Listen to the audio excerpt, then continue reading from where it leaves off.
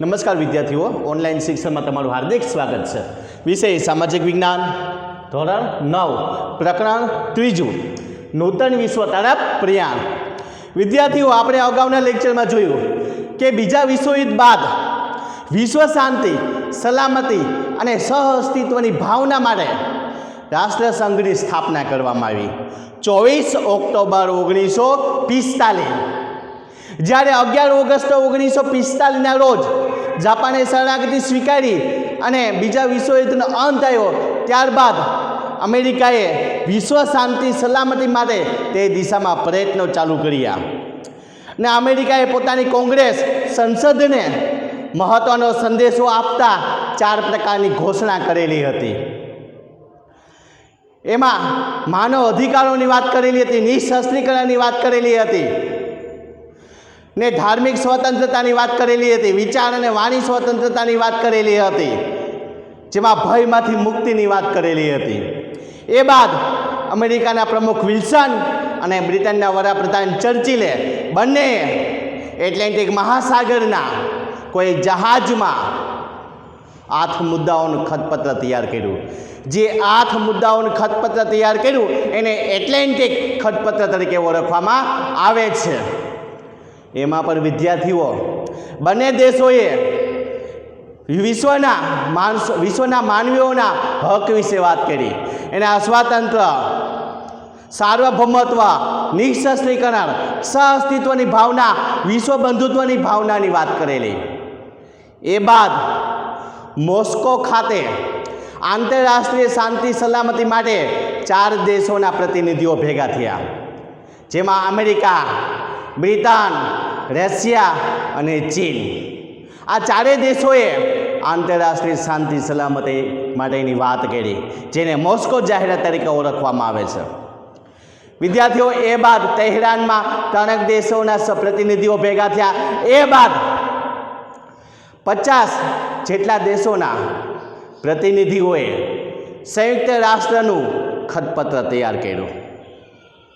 50 देशना प्रतिनिधिओए संयुक्त राष्ट्रनुं खतपत्र तैयार कर्युं।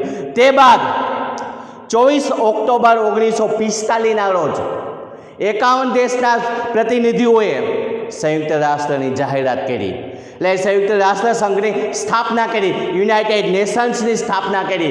त्यारथी 24 ऑक्टोबरना रोज युनाइटेड नेशन्स એટલે राष्ट्र संयुक्त राष्ट्र दिवस तरीके उजववामां आवे छे। युनाइटेड नेशन्स दिवस तरीके उजववामां आवे छे, संयुक्त राष्ट्र दिवस तरीके उजववामां आवे छे। विद्यार्थीओ, ए 51 देशों में भारत पण तेनुं सभ्य हतुं। हाल में 193 जेटला देशो युनाइटेड नेशन्सना सभ्यो छे। केटला? 193 जेटला देशो। विद्यार्थीओ, ए बाद आपणे आजे संयुक्त राष्ट्र संघना, संयुक्त राष्ट्रोना, युनाइटेड नेशन्सना अंगो विषे बात करवानी छे। यूएनना अंगो विषे बात करवानी छे। जे युनाइटेड नेशन्सना जे उद्देशो छे, आ उद्देशोने सिद्ध करवा, पार पाडवा एना घणा बधा अंगो कार्यरत छे। तो आजे आपणे आ 6 अंगो विषे अभ्यास करशुं। एमां सामान्य सभा, पहलू सामान्य सभा, बीजू सलामती समिति, तीजू आर्थिक अने सामाजिक समिति, आर्थिक अने सामाजिक समिति। विद्यार्थीओ, ए बाद वाली समिति, पछी आंतरराष्ट्रीय अदालत,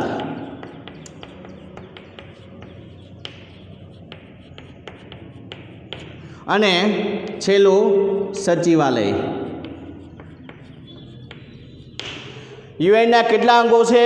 6 अंगो। सामान्य सभा, सलामती समिति, आर्थिक अने सामाजिक समिति, वाली समिति, आंतरराष्ट्रीय अदालत अने सचिवालय। तो विद्यार्थीओ, आजे આપણે યુએનના 6 અંગોનો વિસ્તારપૂર્વક અભ્યાસ કરીશું. સૌપ્રથમ વાત કરીએ સામાન્ય સભા. તો વિદ્યાર્થીઓ, આ સામાન્ય સભા યુએનનું સૌથી મોટું અંગ છે. યાદ રાખજો, સામાન્ય સભા યુએનનું સૌથી મોટું અંગ છે. આ સામાન્ય સભાને વિશ્વની પાર્લામેન્ટ પણ કહેવામાં આવે છે. વિશ્વની પાર્લામેન્ટ પણ કહેવામાં આવે છે. આ યુએનનું સામાન્ય સભા જે સૌથી મોટું અંગ છે, તેમાં દરેક સભ્ય રાષ્ટ્રના પ્રતિનિધિઓની બનેલી છે. યુએનના દરેક સભ્ય રાષ્ટ્રના પ્રતિનિધિઓની બનેલી છે.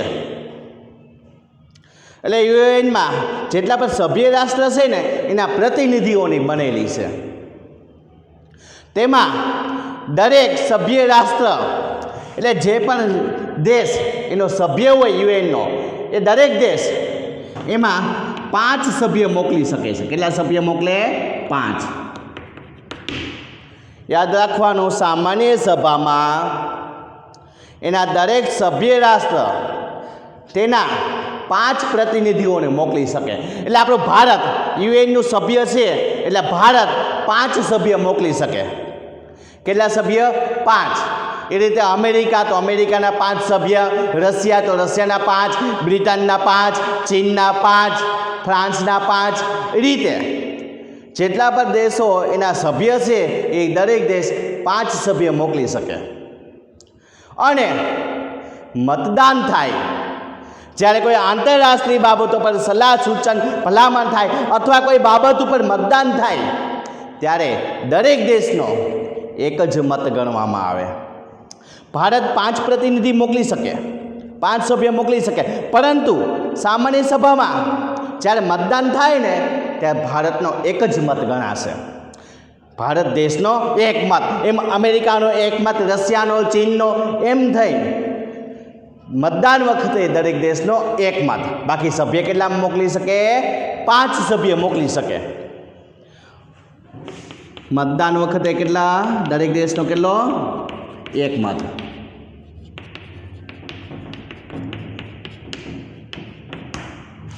યાદ રાખજો, 5 પ્રતિનિધિ મોકલી શકે, પરંતુ મતદાન વખતે દરેક દેશનો એક મત હોય છે. વિદ્યાર્થીઓ, આ સામાન્ય સભાનું કાર્ય જોઈએ આપણે. તો સામાન્ય સભાના કાર્યમાં કે આંતરરાષ્ટ્રીય સંબંધોને લગતી બાબતો પર સલાહ, સૂચન અને ભલામણ આપવાનું કાર્ય કરે છે. જો સામાન્ય સભા શું કાર્ય કરે? તો આંતરરાષ્ટ્રીય સંબંધોને લગતી બાબતો પર સલાહ, સૂચન અને ભલામણ આપવાનું કાર્ય કરે છે. વિદ્યાર્થીઓ, સામાન્ય સભામાં મહામંત્રી દર વર્ષે બજેટ એટલે કે અંદાજપત્ર રજૂ કરે છે. યાદ રાખવાનું, સામાન્ય સભામાં બજેટ કોણ રજૂ કરે છે? તો મહામંત્રી. સામાન્ય સભામાં મહામંત્રી દર વર્ષે બજેટ એટલે કે અંદાજપત્ર રજૂ કરે છે. આ અંદાજપત્રને, આ બજેટને મંજૂર કરવું અને ખર્ચના રકમની ફાળવણી કરવી, આ કાર્ય સામાન્ય સભા કરે છે. જો પેલું કાર્ય આપણે શું બોલ્યા કે આંતરરાષ્ટ્રીય સંબંધોને લગતી બાબતો પર સલાહ, સૂચન, ભલામણ આપવાનું કાર્ય કરે છે.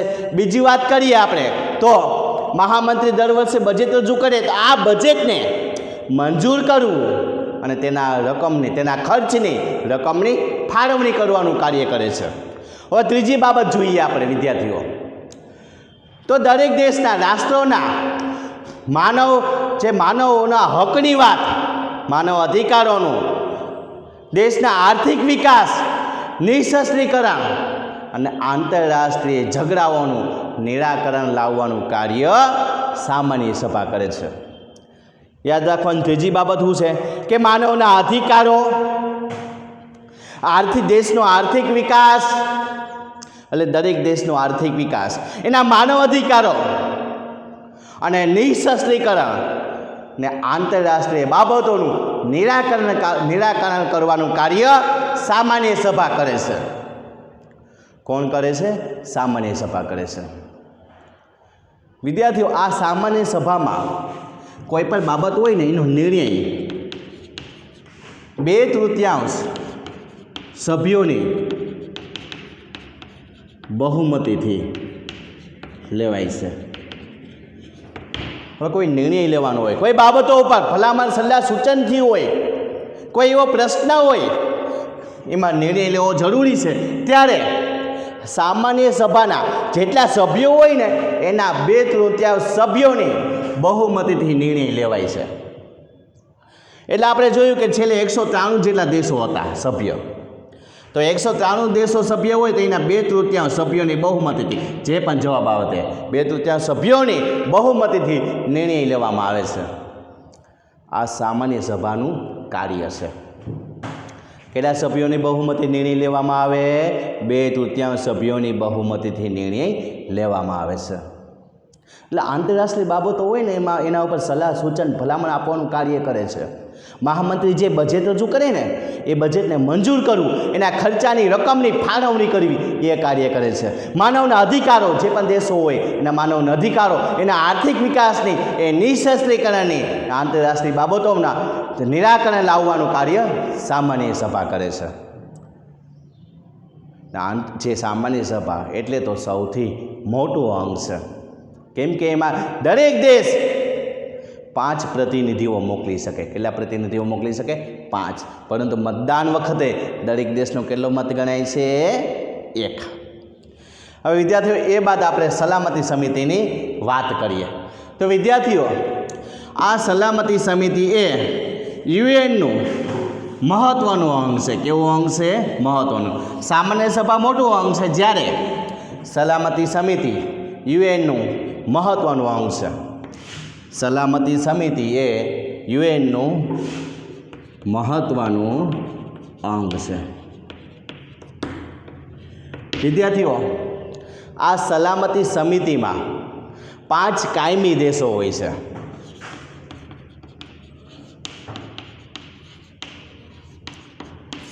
સલામતી સમિતિમાં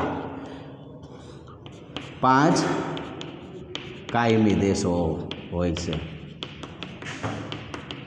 અને 10 બિનકાયમી દેશો છે. કેટલા છે? 10 બિનકાયમી દેશો છે. સલામતી સમિતિ એ મહત્ત્વનું અંગ છે. તેમાં 5 કાયમી દેશો છે અને 10 બિનકાયમી દેશો છે. આ 5 કાયમી દેશોમાં અમેરિકા, બ્રિટન, ફ્રાન્સ, રશિયા અને ચીનનો સમાવેશ થાય છે. નામ યાદ રાખી લેજો. સલામતી સમિતિના 5 કાયમી દેશોમાં અમેરિકા, બ્રિટન, ફ્રાન્સ, રશિયા અને ચીન. આ વિદ્યાર્થીઓ, આ સલામતી સમિતિનું કાર્ય, કોઈ આંતરરાષ્ટ્રીય ઝઘડાઓ થાય, કોઈ બાબતોમાં મધ્યસ્થીનું કાર્ય કરે. આંતરરાષ્ટ્રીય ઝઘડા હોય, 2 દેશો વચ્ચેના ઝઘડાઓ હોય તો એમાં એનું સમાધાન કરવાનું કાર્ય કરે છે, એટલે મધ્યસ્થીનું કાર્ય કરે છે. જ્યારે કોઈ સલામતી સમિતિમાં કોઈ નિર્ણય લેવાનો હોય ને ત્યારે આ 5 દેશોનો મત હોવો જોઈએ. જો એમાંથી કોઈ પણ એક દેશ નિર્ણય વખતે ના પાડી દે ને તો એ બાબતોમાં નિર્ણય લઈ શકાતો નથી. આ 5 દેશોને ખાસ પ્રકારની સત્તા આપવામાં આવેલી છે. આ સત્તાની વાત કરીએ ને, વીટો પાવર આપવામાં આવે છે. કેવો આપવામાં આવે છે? વીટો પાવર આપવામાં આવે છે, સત્તા આપવામાં આવે છે. જો કોઈ પણ દેશ કોઈ બાબત ઉપર પોતાના વીટો પાવરનો ઉપયોગ કરે ત્યારે એ જે તે નિર્ણય હોય એ રદ કરી શકાય છે. એટલે 4 દેશો જો હા પાડે અને એક દેશ પોતાના પાવરનો ઉપયોગ કરીને જો ના પાડે તો નિર્ણય ત્યારે જ રદ થઈ જાય છે. કેવો પાવર કહેવાય એને? Veto power. વિદ્યાર્થીઓ, એમાં સૌથી વધુ વખત વાત કરીએ તો રશિયાએ આ વીટો પાવરનો ઉપયોગ કરેલ છે. કોણે ઉપયોગ કરેલ છે? રશિયાએ. ને રશિયાએ 122 વખત ઉપયોગ કરેલ છે. કેટલી વખત? 122 વખત રશિયાએ ઉપયોગ કરેલ છે. ને સૌથી ઓછો ઉપયોગ ચીને કરેલ છે, 4 વખત. ચીને કેટલી વખત ઉપયોગ કરેલ છે? 4 વખત. રશિયાએ કેટલી વખત કરેલ છે? 122 વખત ઉપયોગ કરેલ છે. વિદ્યાર્થીઓ, એ બાદ આપણે આર્થિક અને સામાજિક સમિતિની વાત કરીએ. આ આર્થિક અને સામાજિક સમિતિનું બીજું નામ ઇકોસોક સમિતિ છે. કેવું નામ છે? ઇકોસોક સમિતિ.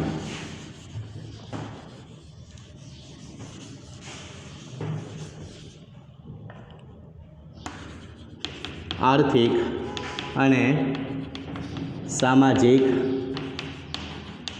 સમિતિ. આ આર્થિક અને સામાજિક સમિતિનું બીજું નામ ઇકોસોક સમિતિ છે. આ આર્થિક અને સામાજિક સમિતિમાં 54 સભ્યો છે. કેટલા વિદ્યાર્થીઓ સભ્ય છે? 54 સભ્ય છે.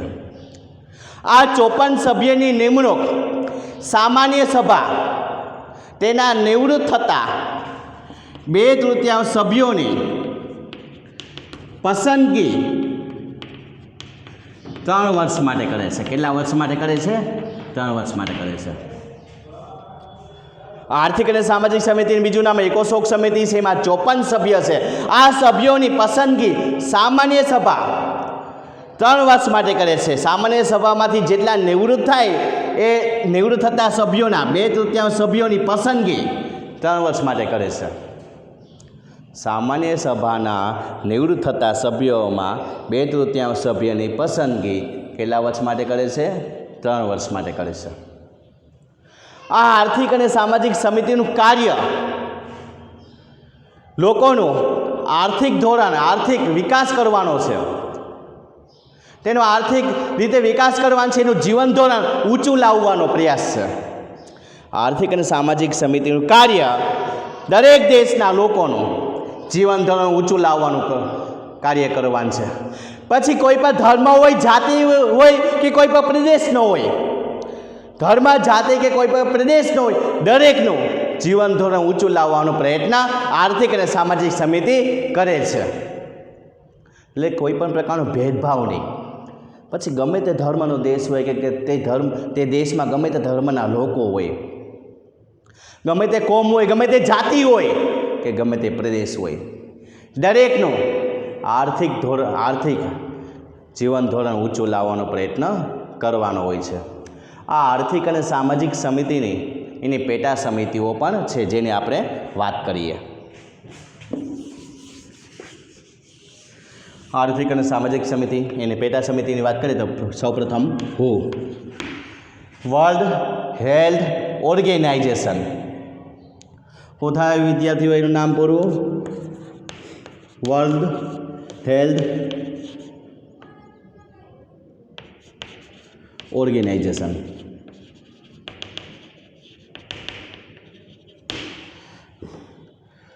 WHOનું મુખ્ય કાર્ય, WHOનું મુખ્ય કાર્ય લોકોનું સ્વાસ્થ્ય સુધારવાનું છે. WHO, વર્લ્ડ હેલ્થ ઓર્ગેનાઇઝેશનનું કાર્ય વિશ્વના લોકોનું સ્વાસ્થ્ય સુધારવાનું છે. એનું આરોગ્ય સચવાય એ રીતે કાર્ય કરવાનું છે. એ બાદ IMF એટલે ઇન્ટરનેશનલ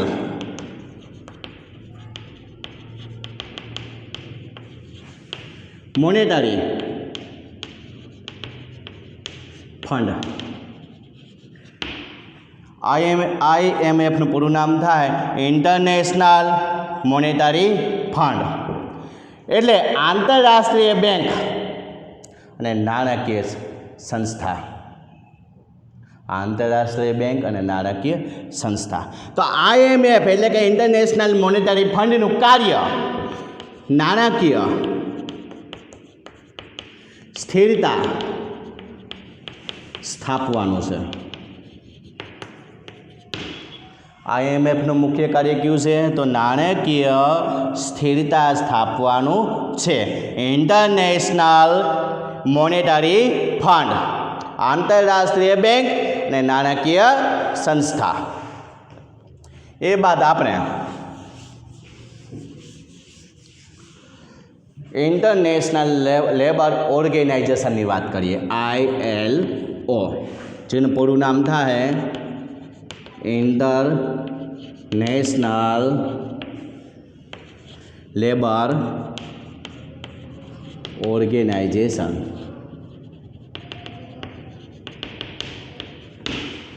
ILO નું પૂરું નામ શું થાય? તો ઇન્ટરનેશનલ લેબર ઓર્ગેનાઇઝેશન. આ સંસ્થા મજૂરોના હકો આપવાનું અને ન્યાય આપવાનું કાર્ય કરે છે. મજૂરોના હકો અને ન્યાય આપવાનું કાર્ય કરે છે. International labour organisation. એ બાદ વિદ્યાર્થીઓ આપણે FAO ની વાત કરીએ. Food and agriculture organisation. वो नाम था है food and agriculture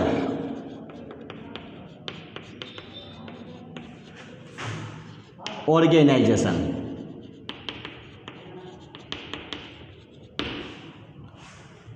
फाओ food and agriculture organisation.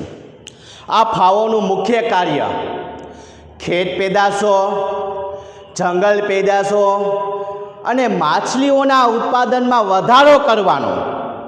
યાદ રાખજો, ખેત પેદાશો, જંગલ પેદાશો અને માછલીઓના ઉત્પાદનમાં વધારો કરવાનો અને આહારની ગુણવત્તામાં સુધારો કરવાનો, આહારમાં વધારો કરવાનું કાર્ય કરે છે.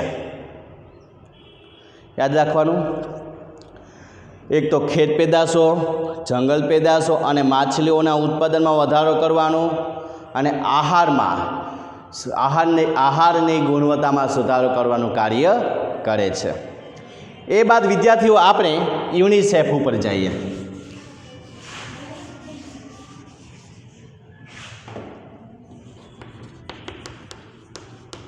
યુનિસેફનું પૂરું નામ United Nations International Children's Emergency Fund. United Nations International Children's Emergency Fund. આ યુનિસેફનું મુખ્ય કાર્ય બાળ કલ્યાણની પ્રવૃત્તિનું છે. શું કરે? બાળકોના કલ્યાણ કરવાનું કાર્ય કરે છે. બાળ કલ્યાણની પ્રવૃત્તિ છે યુનિસેફનું મુખ્ય કાર્ય. જે બાળકોના સ્વાસ્થ્ય સુધારવાનું કાર્ય કરે છે, શિક્ષણ આપવાનું કાર્ય કરે છે અને પૌષ્ટિક આહાર આપવાનું કાર્ય કરે છે. કોણ? યુનિસેફ. એટલે કે બાળ કલ્યાણની પ્રવૃત્તિઓ કરે છે. વિશ્વના બાળકોનું સ્વાસ્થ્યમાં વધારો થાય, આરોગ્યમાં સુધારો થાય, કોઈ બાળક શિક્ષણથી વંચિત ન રહી જાય તે જોવાનું, એવી બાળ કલ્યાણની પ્રવૃત્તિ કરવાનું કાર્ય યુનિસેફ કરે છે. United Nations International Children's Emergency Fund. હવે એ બાદ આપણે યુનેસ્કોની વાત કરીએ. United Nations Emergency Scientific Cultural Organisation. વિદ્યાર્થીઓ, યુનેસ્કોનું મુખ્ય કાર્યની વાત કરીએ ને તો નિરક્ષરતા નિવારણનું કાર્ય છે. કેવું છે? નિરક્ષરતા નિવારણ. એટલે કે લોકોને સાક્ષર બનાવવાનું કાર્ય કરે છે. લોકોને સાક્ષર બનાવવાનું કાર્ય, કે શિક્ષણ દ્વારા લોકોનો આર્થિક વિકાસ થાય, શિક્ષણ દ્વારા લોકોનું જીવન ધોરણમાં સુધારો થાય અને શિક્ષણ, વિજ્ઞાન અને સાંસ્કૃતિક સાધનો દ્વારા દેશો વચ્ચે પરસ્પર સહકાર બંધાય તે કાર્ય કરે છે. કોણ કરે? યુનેસ્કો. વિદ્યાર્થીઓ, આ દરેકના ફૂલ ફોર્મ હું તમને વોટ્સઅપમાં મોકલી દઈશ, તમે જોઈ લેજો અને યાદ કરી લેજો.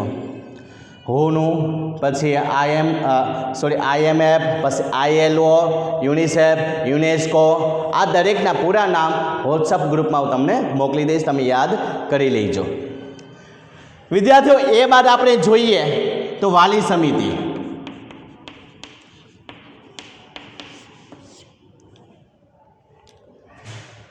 આ વાલી સમિતિમાં 5 કાયમી દેશો હોય છે. કેટલા?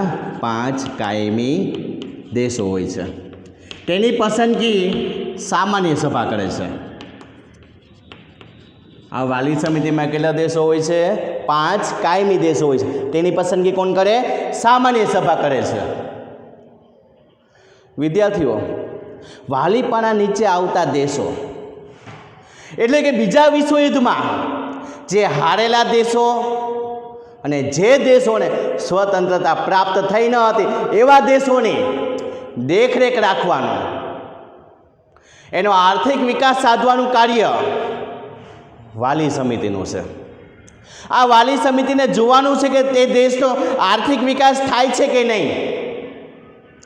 આર્થિક, સામાજિક અને રાજકીય રીતે તેનો વિકાસ કરવાનો, તે જોવાનું કાર્ય વાલી સમિતિનું છે. એટલે દેશોના આર્થિક, રાજકીય, સામાજિક રીતે એનો વિકાસ કાર્ય થાય કે નહીં જોવાનું કામ વાલી સમિતિનું છે. એ બાદ વિદ્યાર્થીઓ, આપણે વાત કરીએ આંતરરાષ્ટ્રીય અદાલત.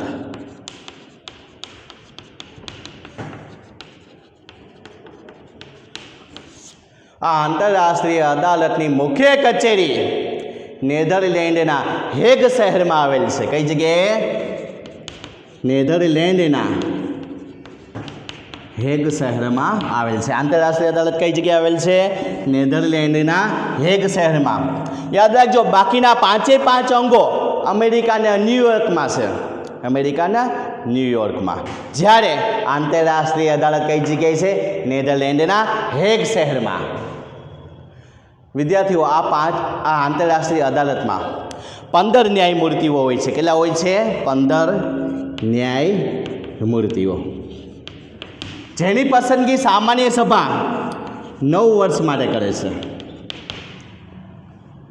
આંતરરાષ્ટ્રીય અદાલતમાં કેટલા ન્યાયમૂર્તિ હોય છે?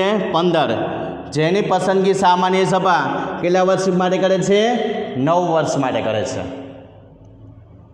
આ આંતરરાષ્ટ્રીય ઝઘડાઓનો ઉકેલ લાવવાનું, સમાધાન કરવાનું, ચુકાદો આપવાનું કાર્ય આંતરરાષ્ટ્રીય અદાલત કરે છે. કોઈ આંતરરાષ્ટ્રીય બાબતો હોય ને, બે દેશ વચ્ચેના ઝઘડાઓ હોય, કોઈ બે દેશો વચ્ચે મહત્વની બાબતો હોય, તેનું નિરાકરણ અથવા ચુકાદો આપવાનું કાર્ય આંતરરાષ્ટ્રીય અદાલત કરે છે.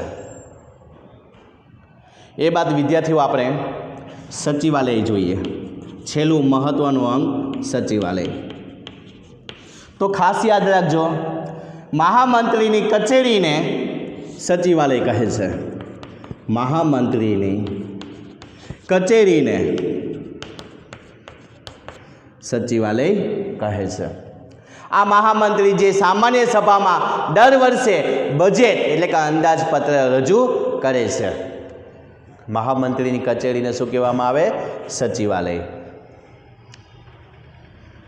આ મહામંત્રીની નિમણૂક સામાન્ય સભા 5 વર્ષ માટે કરે છે. કેટલા વર્ષ માટે? 5 વર્ષ માટે. મહામંત્રીની નિમણૂક સામાન્ય સભા કેટલા સમય માટે કરે છે? 5 વર્ષ માટે. આ મહામંત્રીને એના કાર્યોમાં મદદ કરવા માટે, મહામંત્રીના કાર્યોમાં મદદ કરવા માટે મંત્રીઓ, પછી મદદનીશો, વ્યવસ્થાપકો,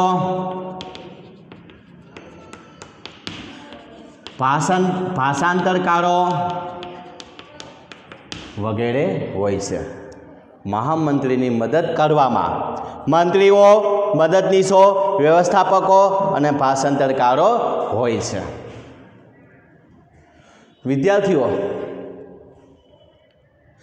દરેક દેશની સ્વતંત્રતા શાંતિ સલામતી જળવાઈ રહે અને વિશ્વ બંધુત્વની ભાવના માટે યુએન કાર્ય કરે છે કે વિશ્વ બંધુત્વની ભાવના જળવાઈ રહે, દરેક દેશની અખંડિતતા જળવાઈ રહે તે માટેનું કાર્ય યુએન કરે છે. તો વિદ્યાર્થીઓ, આજે આપણે યુએનના 6 અંગો જોયા, જેમાં સામાન્ય સભા, સલામતી સમિતિ, આર્થિક અને સામાજિક સમિતિ, પછી વાલી સમિતિ, આંતરરાષ્ટ્રીય અદાલત અને સચિવાલય. તો અહીં આપણે પાઠ પૂર્ણ કરીએ છીએ. એ બાદ નેક્સ્ટ લેક્ચરમાં અભ્યાસ કરશું. જય હિન્દ, જય ભારત, અસ્તુ.